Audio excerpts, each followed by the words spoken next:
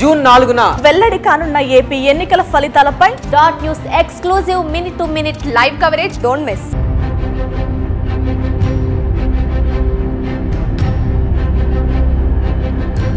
నమస్తే, welcome to dot news. Telugu Desam పార్టీలో ఆ నేతకు అంత ఉందా? ముందుండి టీడీపీని నడిపించే సత్తా ఉందా? జగన్ను ఎదుర్కొనే దమ్ము ఉందా? ఇలా ఎన్నో ప్రశ్నలు ఆ పార్టీ నేతల్లో చర్చకు వస్తున్నాయి. 40 years ఇండస్ట్రీ అని చెప్పుకునే చంద్రబాబే జగన్ను ఎదుర్కోలేక పొత్తు పెట్టుకోవాల్సిన దుస్థితి ఏర్పడింది.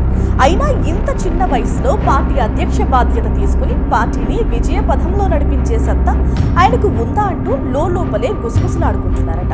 ఇంతకీ ఆ నేత ఎవరు అనేది మీకు ఈ పాటికే అర్థమైందనుకుంటున్నాను.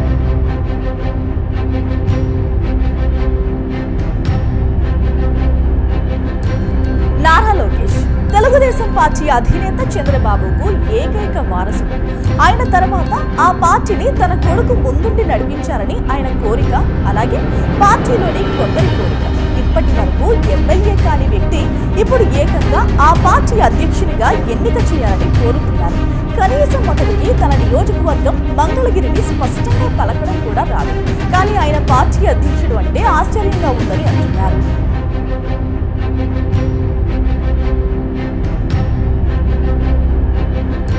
చంద్రబాబు తన రాజకీయ జీవితంలో ఎందరో మహామహా నాయకులను చూశారు. కానీ తన జీవితంలో జగన్ లాంటి నాయకుడిని చూడలేదని, ఆయన ఢీకొట్టడం అసాధ్యమని గతంలో చెప్పారు. 40 ఏళ్ల అనుభవం ఉన్న వ్యక్తే అలా చెప్పాడంటే మరి 45 ఏళ్ల పార్టీని అంత వయసు కూడా లేని కుమారరాజా వారు నడిపించగలరా అని జనమే కాదు టీడీపీ నేతలే అవాక్కవుతున్నారు.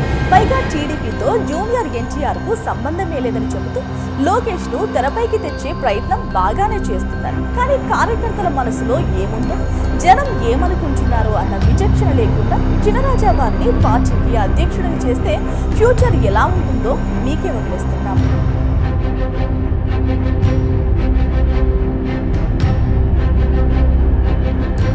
Please subscribe dot news.